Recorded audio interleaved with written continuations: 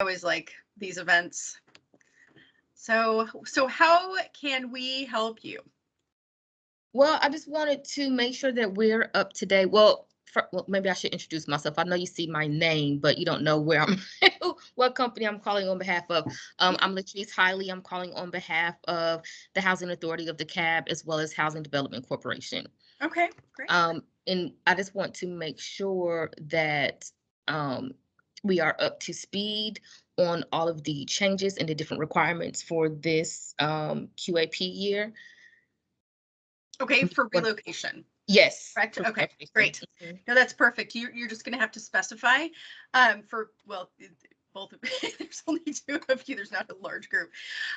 So just because both topics are very different.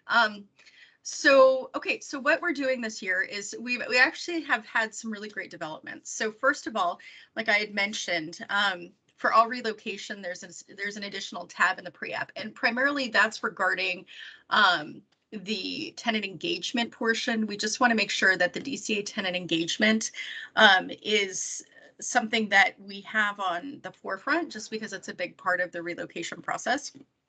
And because it happens at all different kinds of phases of the development for the most part. Some of the developers do it way before.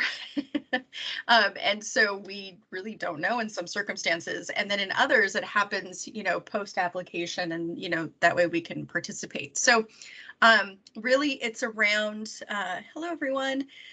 So right now we're talking about just going over the general relocation portion and the pre-application piece. And so there's that additional tab.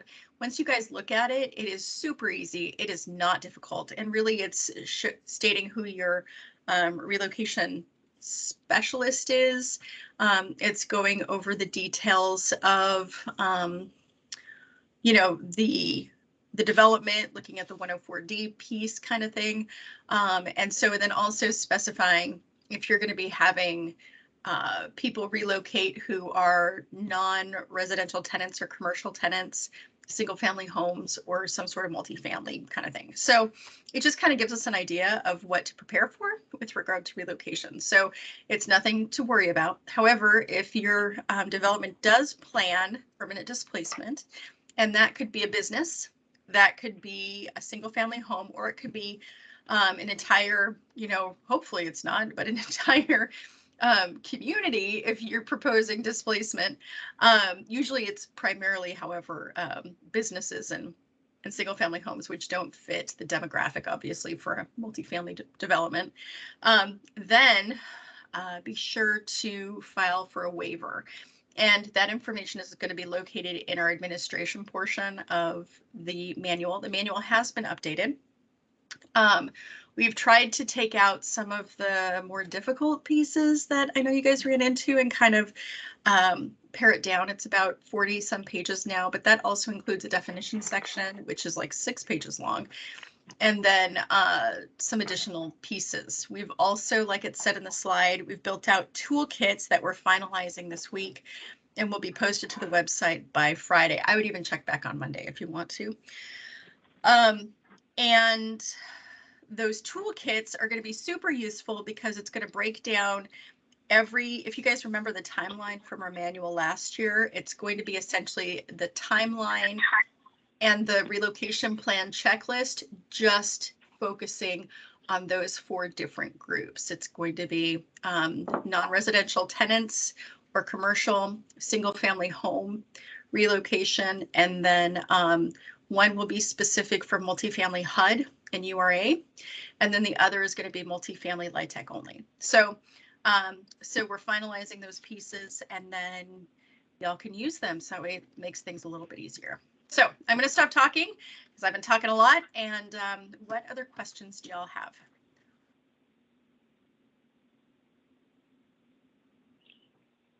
Hey, Alona, this is Carol Weisenbaker with Custom Relocation, and I had a little trouble trying to get on, and I thank you especially for your consideration of letting me get on, given the health issues I've had. So I may have missed a little bit, but I think the link that you sent me still would not let me access the forms and things, I guess, since I had not been registered. So I guess the main thing that I'm being asked is exactly or where is the list of what has to be submitted with the pre-app.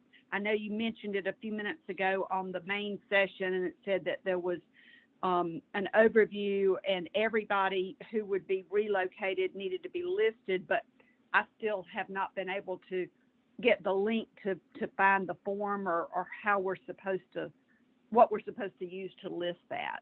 Right. So the workbook that is for the pre-application portion has an additional tab this year that's called Relocation.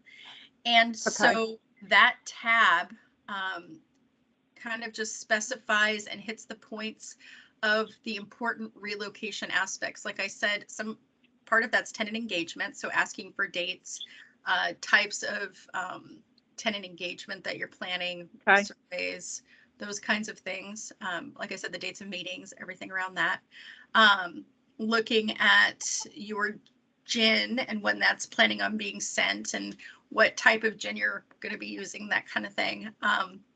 And then also around just who is your relocation person. So what we found is a lot of the documentation we have doesn't, I mean, we have to sometimes contact a lot of different people at times to get who the relocation person is. So, because it's not always in all the information. So we are specifying, you know, just who's going to be the main point of contact in the relocation aspect of everything. So it's honestly, you guys are going to look at it and be like, oh, this is so easy. So compared to everything else that you're going to have to do, it'll be easy. But like I said, that's for all relocation. The only waiver you're going to need to do is if you plan permanent displacement. Okay. So I cannot say that enough. I don't want to freak y'all out that y'all have to do a waiver because you don't. Relocation is good to go as long as you do the little pre-app workbook tab. And then if you have permanent displacement, then you have to do a waiver. Does that help? Okay. Absolutely. That hits basically everything. I do have one more question on the waiver.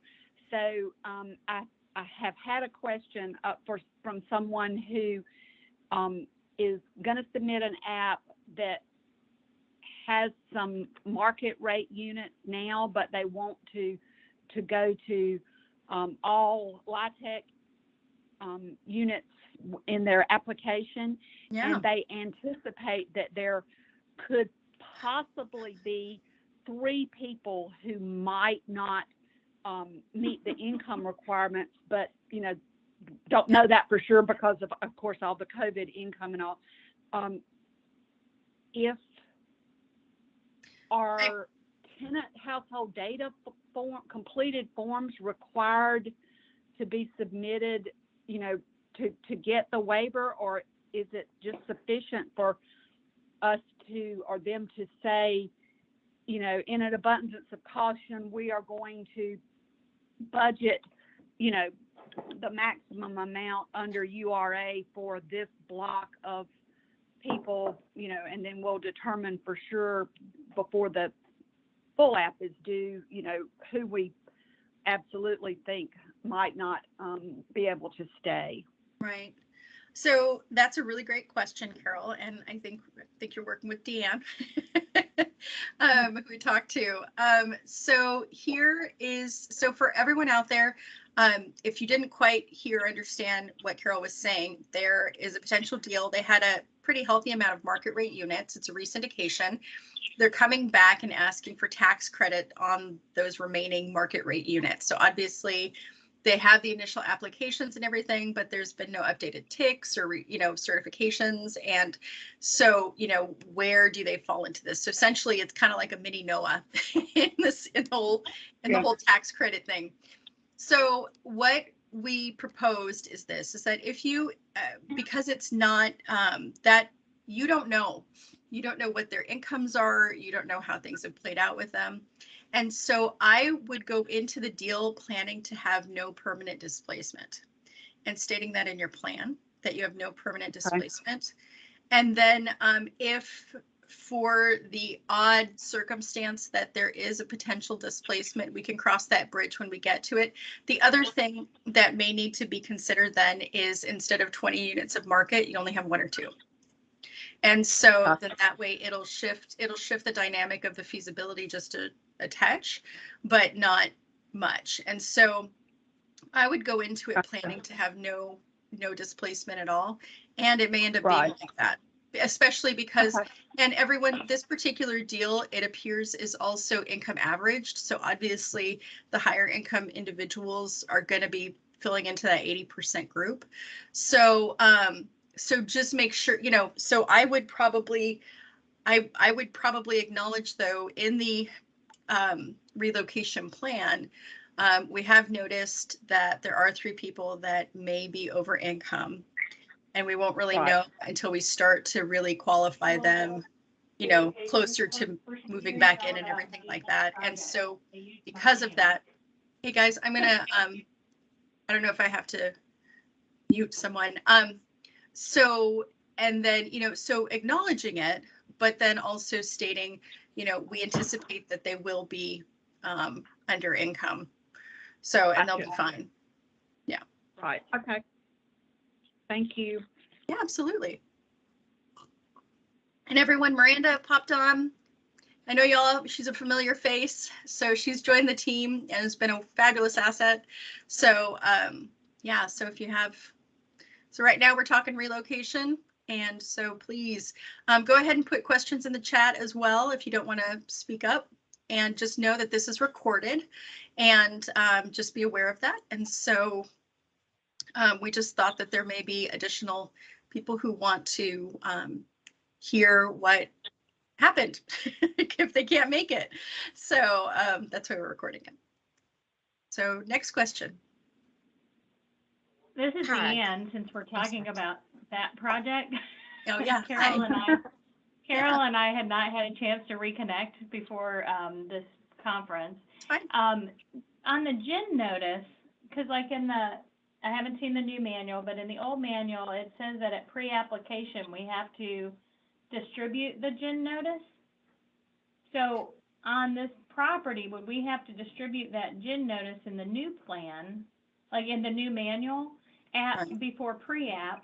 Because then in another portion of the manual, it says that you don't submit those until you have the award. I mean, it's kind of confusing, so I want to make sure we're hitting the right boxes, and that was a question I forgot to ask yesterday. Yeah, that's a great question.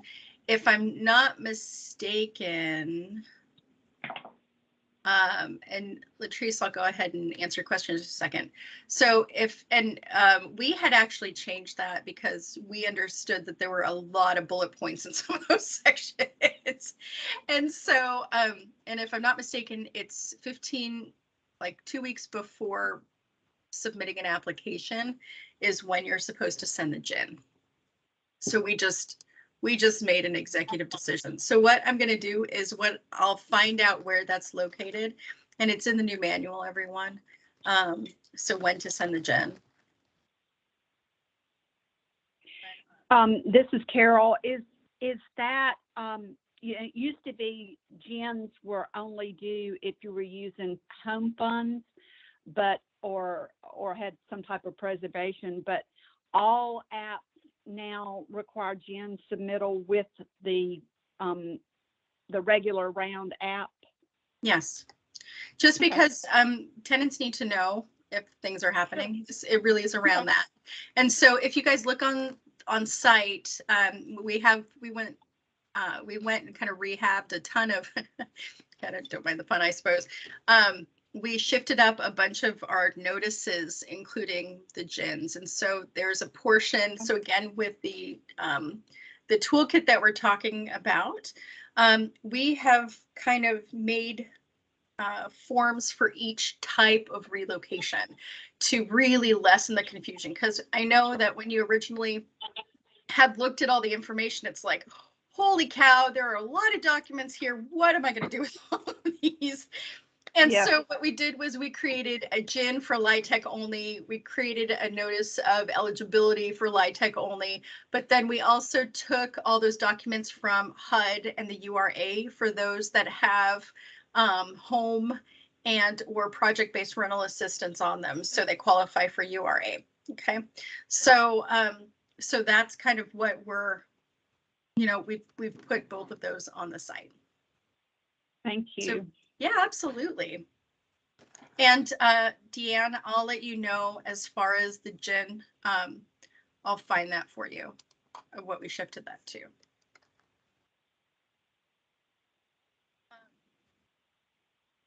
And Latrice, yes, the relocation tab is in the pre-app Excel spreadsheet. So there's a separate Excel spreadsheet for pre-application, and it includes a lot of different pieces to it. And there's a relocation tab located on that. Okay, thank you. I'm actually on the site now. Would you mind, I must be overlooking it. I'm on the 2022 pre-application forms, and I don't see it there. The only thing I see is the performance workbook and questionnaire Excel spreadsheet. Is that where you're saying I can find it? Because I don't, unless I'm That's missing okay. it. No, you're fine. Give me a second. I'm pulling it up.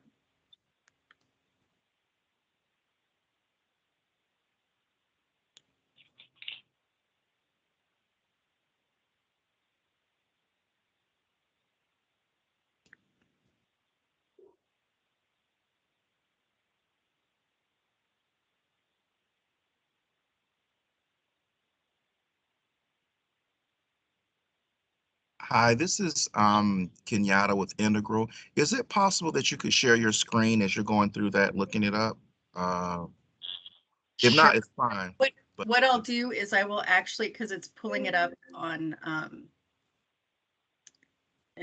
pulling it up through Excel. So I'll go through it with you, Kenyatta. Absolutely. Just give me a second.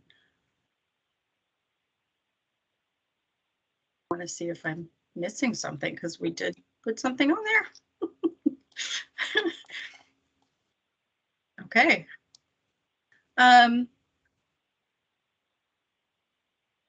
That's a really great question.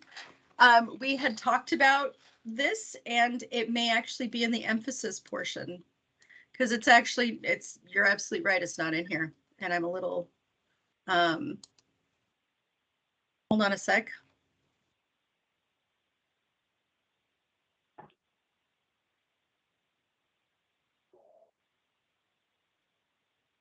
So it was shifted.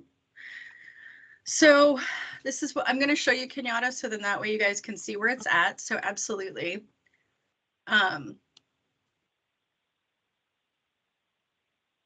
Just a minute.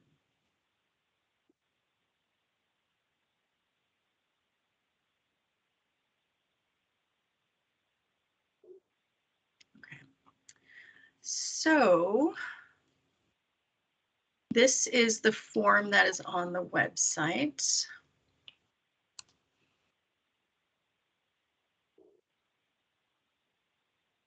And how you get there is, and I'll show you all.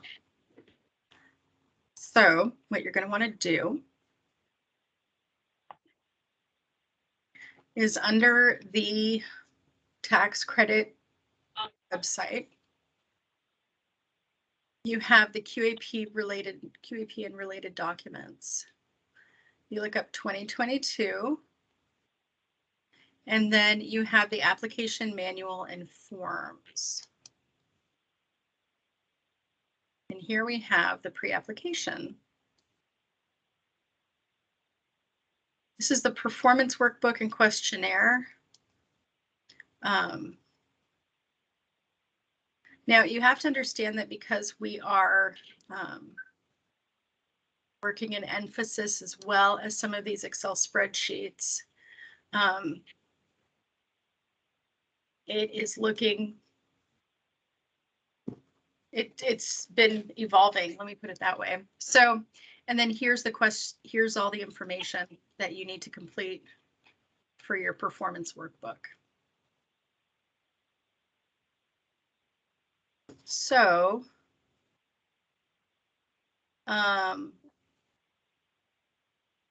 I just found out, I just got a text that, or email that the relocation information was just posted to the website. So that's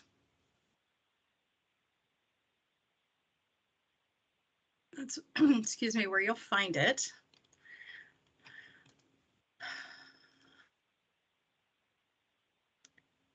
I'm wondering, public input. It's under scoring data.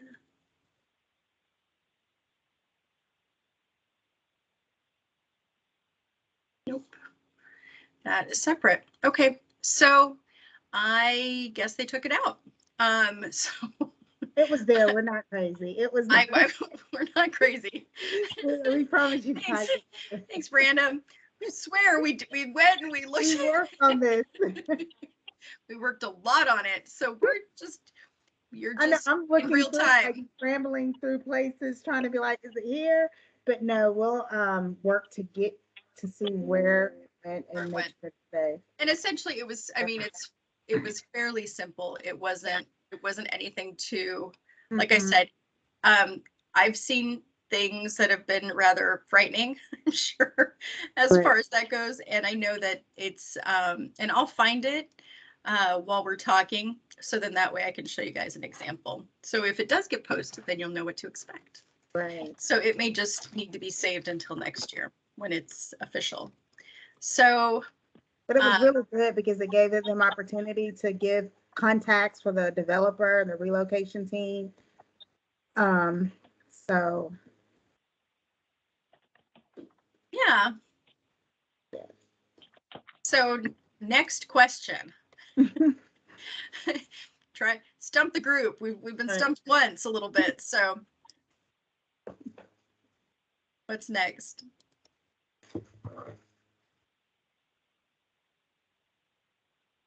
Okay, this is Deanne, and I have one last question. I hope it's the last question that I have. If you submit it pre-app and you submit it the way that you've said, and you say there is no permanent displacement, and then you find out before the application that's due in May, someone new has moved in, one of those market rate units, because you're obviously not going to hold them vacant, forever. If that happens, what happens at application then? Now you have permanent displacement that you might not have had at pre-app. Right. Are you failing threshold? So you don't have a waiver. Right. That would go to QR. And that would be a discussion that we would have. That's a really great question.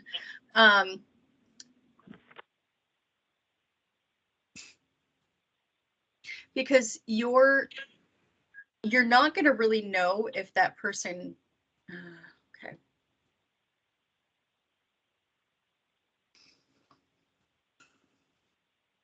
I'm going through the timeline in my head.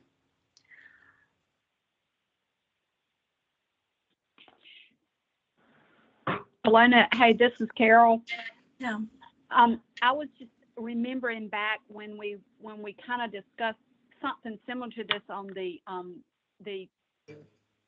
team when we were doing the I can't even think what do we call the team when we were doing the revised manual, and I remember that kind of the consensus was that just make sure you budget some in contingencies for something that's unforeseen.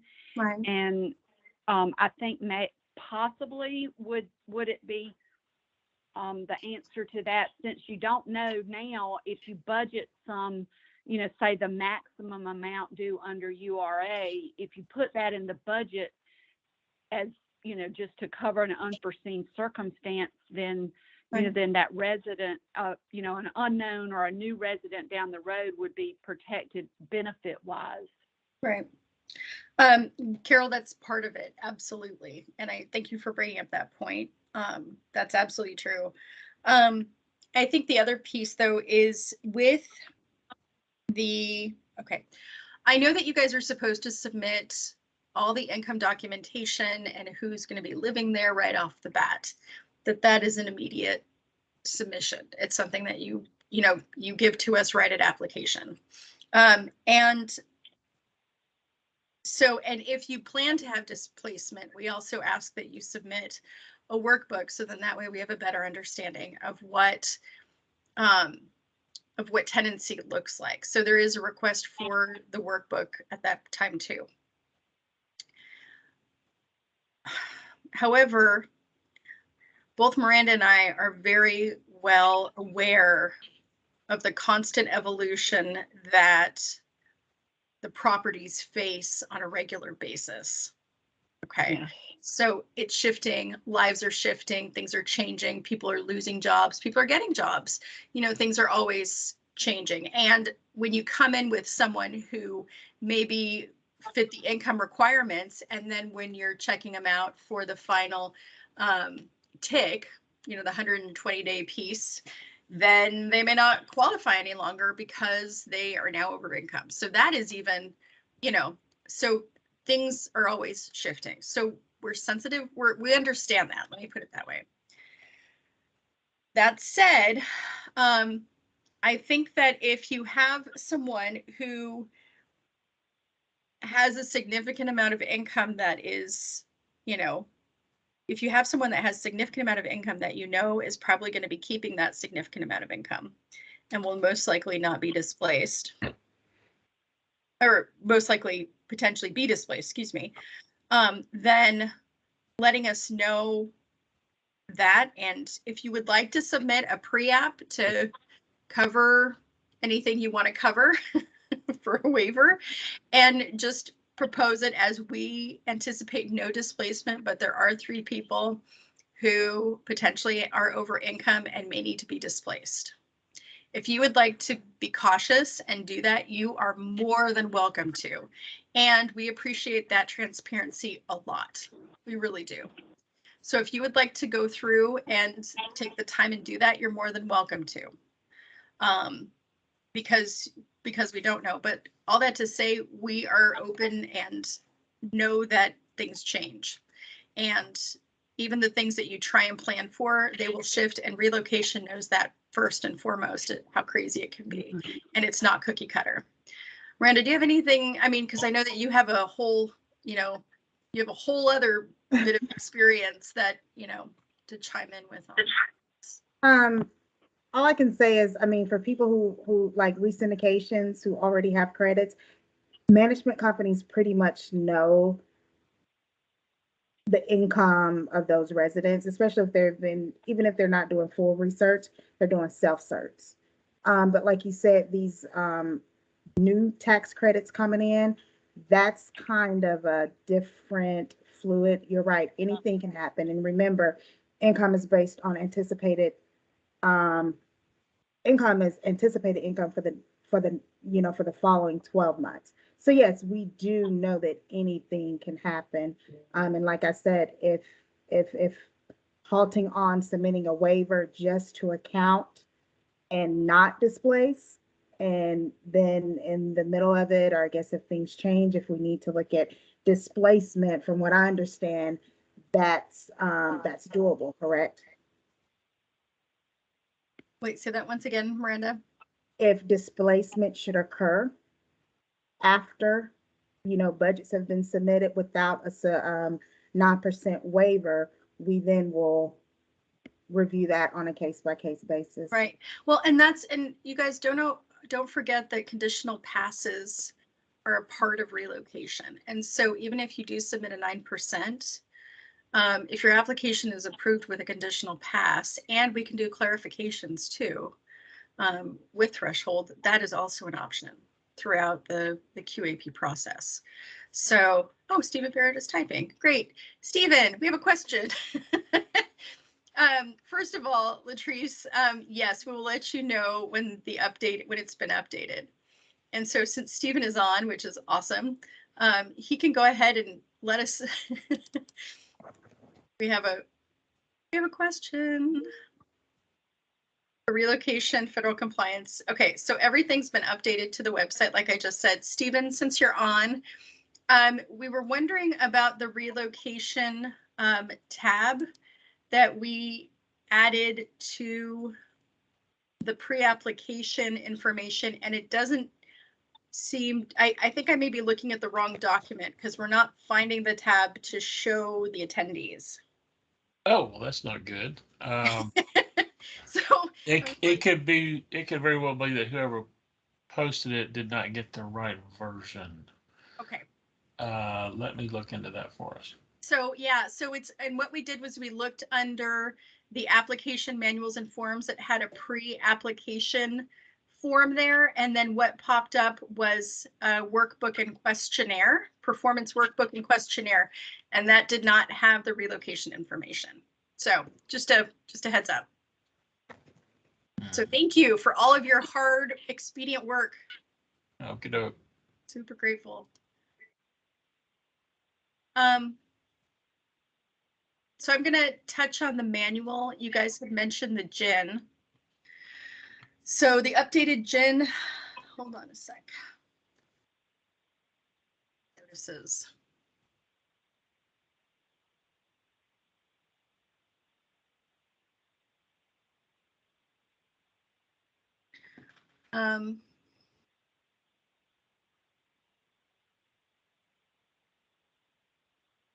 Oh, let me, I'm sorry, Alona, you said you clicked on the performance workbook and questionnaire under the pre-app?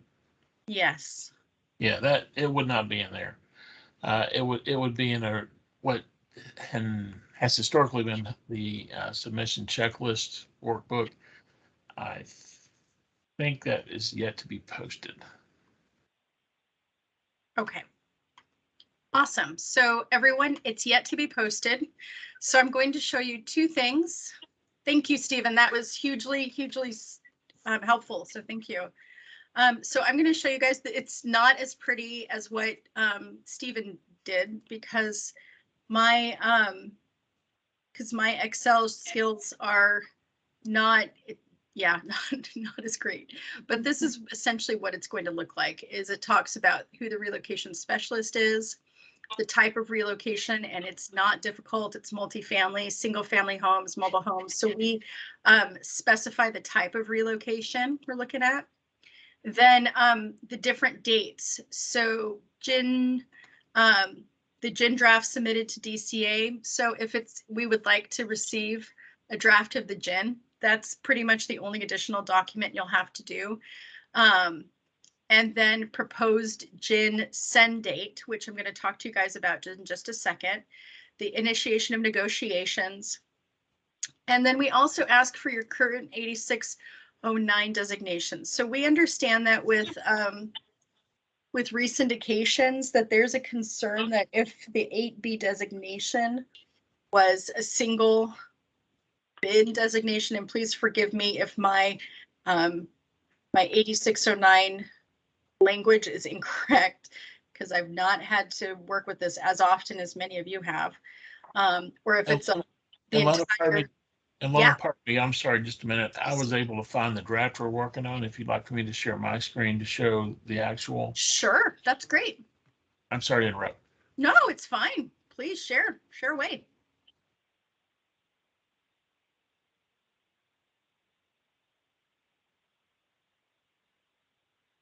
Excellent. So this is what it looks like. And the summary at the top, isn't the summary that's already self-calculating, correct, Stephen? Yes, I believe so. Okay, perfect. And so and the whole section with the 8B designation is right here.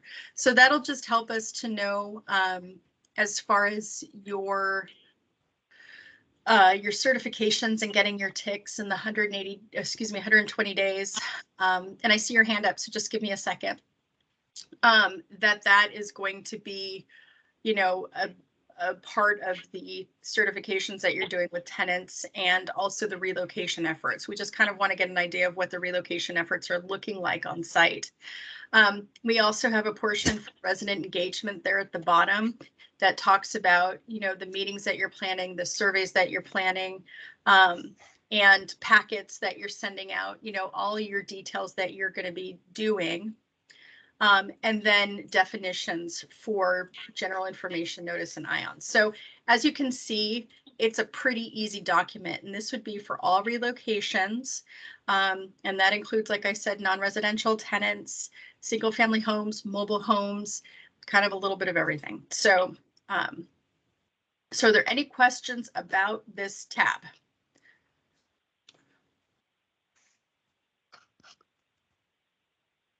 Okay. Okay, cool. Doug, I'm going to get to you in just a quick second because I need to talk about the GIN. So just, I just see your hand up, so just give me a second. Okay, that's perfect. Thank you so much, Stephen. That's awesome. All right, ready for me to stop sharing? Yeah, that would be great, because I'm gonna share something really quick. This is from the new manual. Okay, here we go. Awesome. Okay, so this is from the new manual. And what we did was we essentially changed this notice must be provided between the ION date and at least 15 days before the initial submission to DCA of the application for federal funding or assistance. So you need to do it at least 15 days before you submit. Okay, you can do it beforehand if you'd like to, after the ION date. If you wanted to go ahead and submit the GIN like right off the bat, you absolutely can. But we want them to know that you're applying for funding, and it needs to be sent before you send the application. But there were way too many like things to check off with regard to the GIN. So we just went ahead and shifted that. Okay. Do you have any more questions, Latrice or Deanne, around this? Well, the No. thing Stephen just brought up said that the ION date for tax credit only dealt more with the LP agreement signing. So in the case of tax credit only, it looked like it was the ION date was the date of execution of the LP agreement. That's correct. But we've had that's been a part of our documentation for a bit now. I know, but if that LP, the final LP agreement wouldn't be signed really until closing, you'd have the initial ones that go in the application. So I just want to make sure I'm understanding that. So I am. That's okay. I did not mean to. Okay, so that was a timing piece that I don't think we anticipated. I think we may have been looking at ponytails, so I apologize. So just 15 days before you guys submit an application, just be sure to submit. That's fine. That's what I thought. I just wanted to make sure that I was reading that right. Thank you. You are, no, that's a good question. Okay, Doug, hello. Hey, how are y'all? I'm good. How are you? Good. So I'm executive director of the Decatur Housing Authority. We have a existing transaction underway. We're completing it at Swanton Heights. We're going to return families to that. That returning process is going to put us in a position that we vacate all the units on the next site we're going to submit for application this year. So let's say there's about a dozen people. They're going to move back to their original housing. How can I make you guys comfortable that I'm not being cute and making people disappear? But in fact, they're actually a part of another transaction. There are no other residents on that particular site. There's only families that are going to go back to our housing. And so what do I need to do to make you comfortable? Now, I will tell you this. I asked Jill this, and Jill said I needed to go talk to you smart people about this. Okay.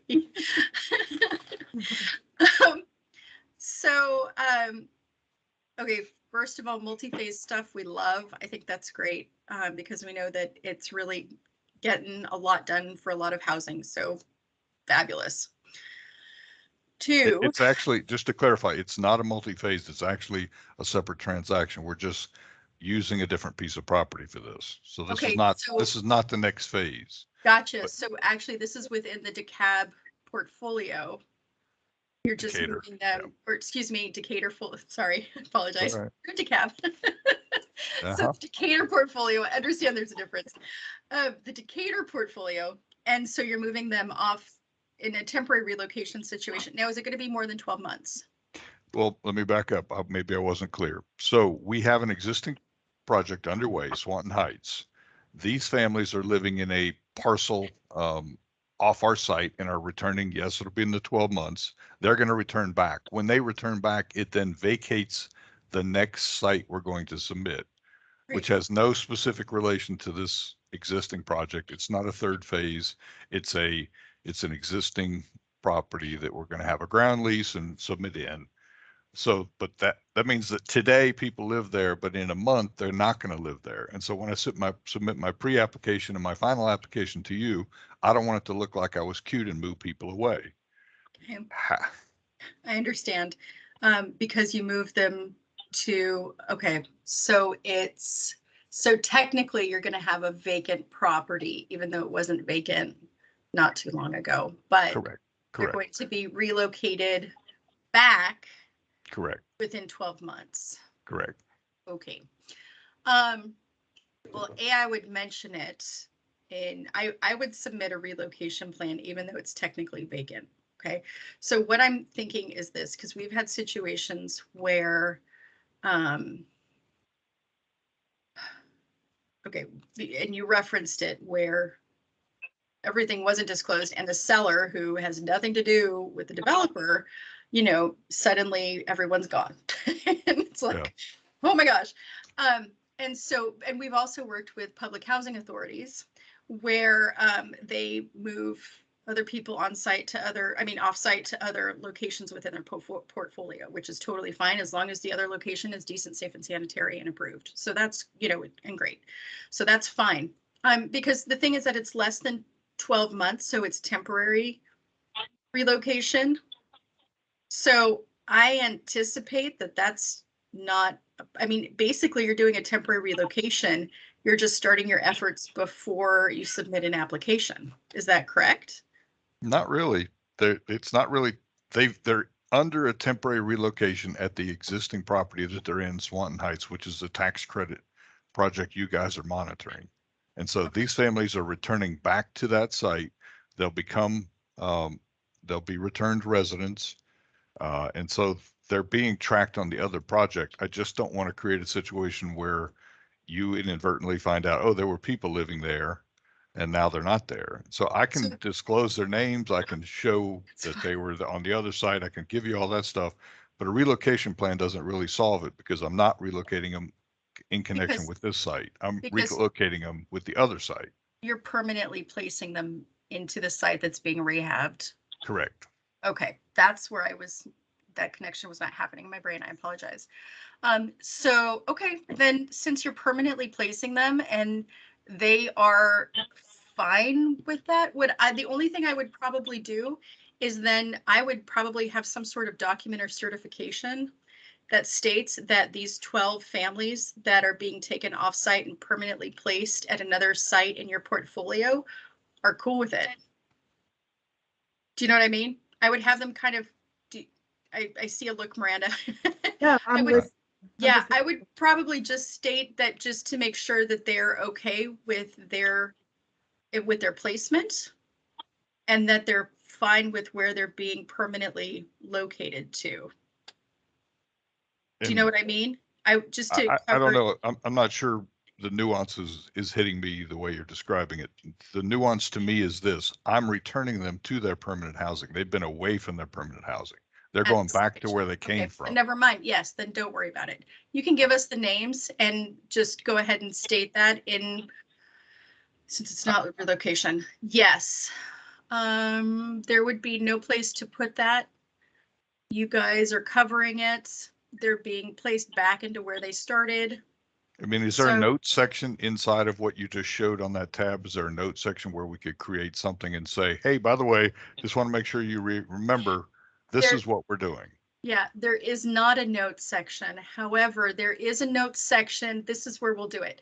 There is a note section in the core application at the bottom of the project page, part 1. And you're probably really familiar with it. It's the part that has, all the basics around the entire project. And at the bottom, it says additional comments. What I would probably say is they were temporarily housed at this particular place that you are rehabbing, and the tenants are being placed back in their original permanent location. and here is who they are. So do you know what part I'm talking about? That additional comments section at the bottom of the Core App Excel spreadsheet, part 1?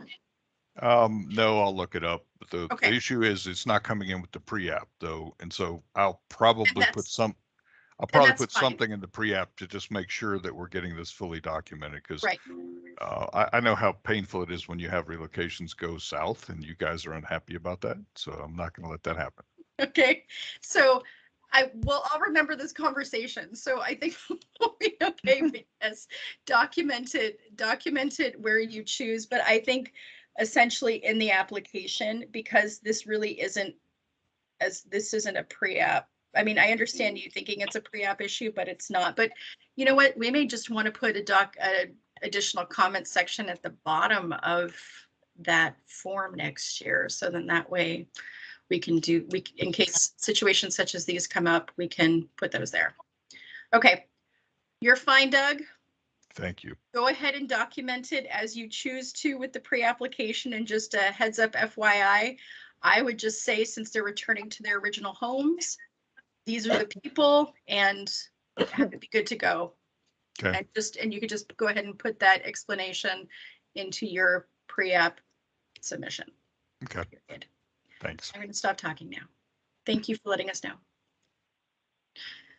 Whew. Jeff, are they ready to return? Are they excited to Oh return? man, they are so excited. Yeah, They are.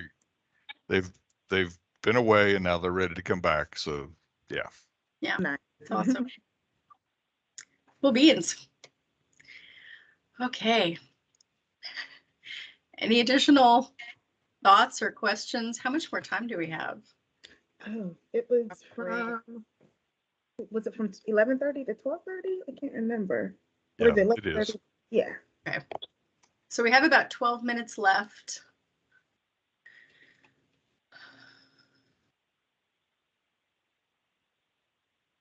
Thank you for letting me think through that out loud, everyone.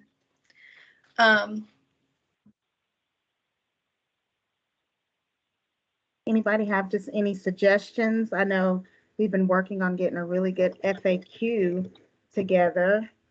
Just some things that you guys have been encountering and experiencing with relocation that may not be, on our right now radar. Please feel free to drop in the text or share. We'd love to know. We're all about changing what we need to change, that's for sure. I'm curious, does anyone use firstly for your resident engagement or just your interviews, do you guys use new software? I was at this conference one time and this management company, it was actually a housing authority, said that they started using an app to really communicate with residents and updates. I know some things you do have to do face to face, but I'm just curious, do any of our partners, have they started using really high tech, well, not even tech, but just tech, what other technology have you guys used, if any? Yeah, I think we're still doing it the old-fashioned ways, just mailing out letters and making phone calls and possibly emails as well. But I do believe there's something with emails where certain things are not applicable via email. So then some other type of formal document with Right. possibly notarization and timestamps and things like that are required.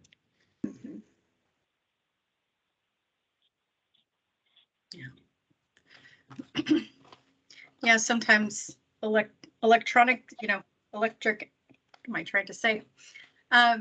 Yes, doing it, the technology can help, but it isn't always have all the information that we need on it, so.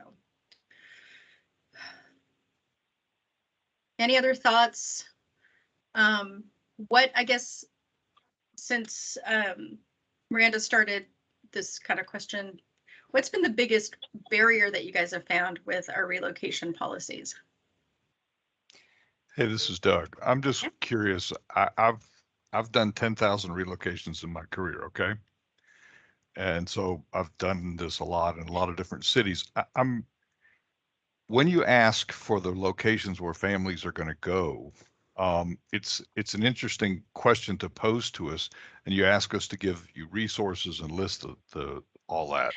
Yeah. But what I've really focused on in my career, though, is creating a choice-based process where families choose where they'd like to go, and they don't actually make that choice until you get much closer into the process. And Yeah. so if you're giving them kind of a laundry list of here are the different places you can go, here's the different forms of assistance you can take, it's extremely difficult to match up the way you ask it in the application process to Okay. what's real if you're trying to respect the family's choices. And so I'm just curious if you give some thought to that, because it's not like saying Miss Smith is going to go to apartment A, B, or C. She's going to choose whether she wants to live in this community, that community, or if she wants to be in a position that she gets a voucher and leaves, or maybe she wants to go into home ownership, or Yeah. all kinds of different things. And so the connecting of the exact person to the exact situation is not maybe as realistic, and maybe it's more, how do you provide a buffet so that everybody can pick what they want? Just as kind of an overview as you think about what documentation you're asking from us. That's a really good statement. After, and I'm sure Miranda can speak to this too with compliance, oftentimes, and well, and you probably know this too, Doug, you know, what you anticipate in policy doesn't always play out as well in real life. In IRL, I don't say that very often, but yeah, it's an IRL kind of thing. So with a deal that we had fairly recently, that came up, especially for those of you like Doug who work in Decatur, as well as other parts of the metro Atlanta area, that it's not easy to find comparable replacement dwellings, and then hold them so then that way people can move into them later. And so I know that that is a constant moving target. I think part of it is just making sure that there is, so if anything, what we can do in the future is just have proposed. Would that be a better option? Because we would like to know where people are moving to. And part of the reason why is we just want to ensure that families can be close to what they're used to. So it may be a family member who may be watching the kids after school.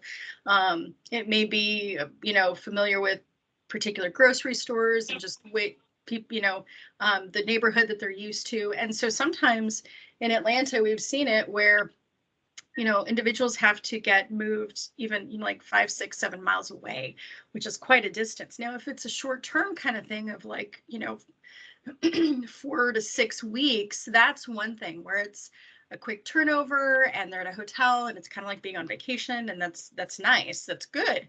But if it's a longer term thing, we're more worried about the extra difficulty that it can be on the family or individual or household over an extended period of time.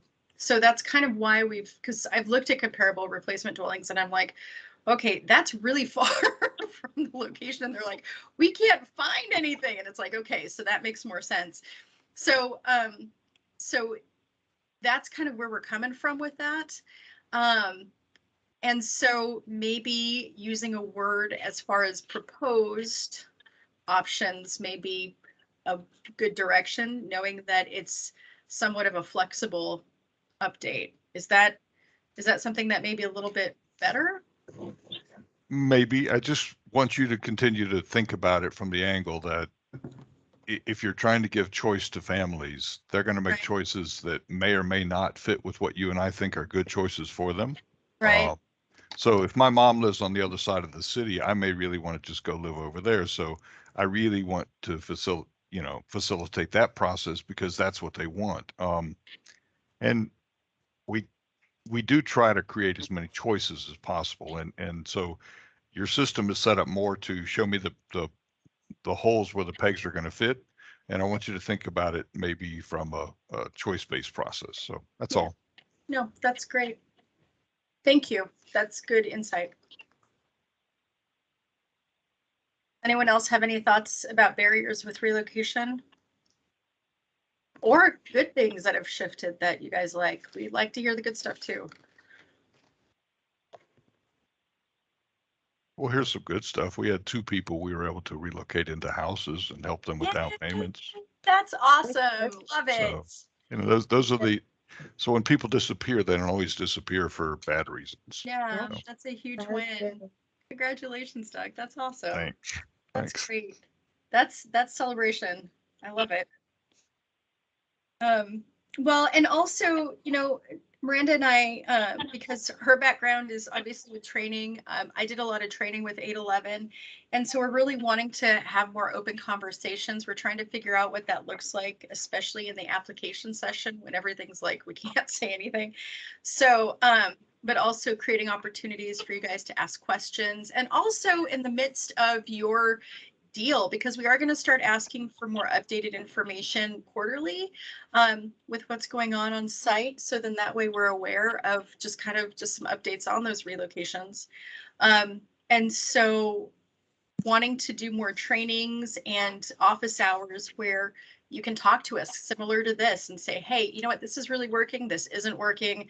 This is what's going on with this. What do I do about this? So then that way you don't feel like you're, that you're just trying to figure it out as you go along. We want to be here to help and help support, facilitate what y'all do. So that's in the works. So please. Alona, and hey, this is Carol again. I do want to say that probably is the biggest positive change that I've seen over the years that we've been doing this business is your new flexibility and availability to help us, especially those of us that are, involved with multiple clients and multiple deals. It's just so helpful and so refreshing to be able to email or even text and just ask a generic question that would, benefit the whole, industries. And so I can't say enough to say thank you for that kind of change in focus and change in policy where you are available to help us. Thanks, Carol. That means a lot. Yeah. And I know that's a big part of my heart, just because I believe we're team, we want everyone to win. I want to see everyone win on this. I want to see the tenants win, obviously, but I also, I want to see a win for the development as a whole and everything that's going on, because the state wins when we all win. So we just want to make it good for y'all too. So, but you need to let us know, like with Doug and the choice piece, which I think is really a good insight. It is. So, because we think that we're offering choice and we're not. So anyway, I'm sorry, Miranda, I cut you off. And I know we have like 1 minute. I just want to say, Doug, please, if you don't mind, could you email us that success story? Because we're going to start a newsletter and creating like just some informationals for people to see. Like you said, people don't just disappear. I don't know if I'll use that title, but no, I would like to hear like everyone, like success stories of what really the outcomes. So as it occurs, please let us know. We would love to see that. Yes, I agree. Well, and I just appreciate y'all working so hard and letting us know and, everything that's going on site. So we appreciate all of your hard work too. So thanks for taking the time, and we're at 12:30. Yep. So we're good. So if you guys have any other questions, reach out to us, relocationreview@dca.ga.gov. That's also included in the PowerPoint. So that goes directly to both Miranda and myself. So we look forward to hearing from you. And if you have any further questions, just let us know. Okay. Thank y'all. Excellent. Thank you. Thanks, guys. Have a great day. You all too. Mhm.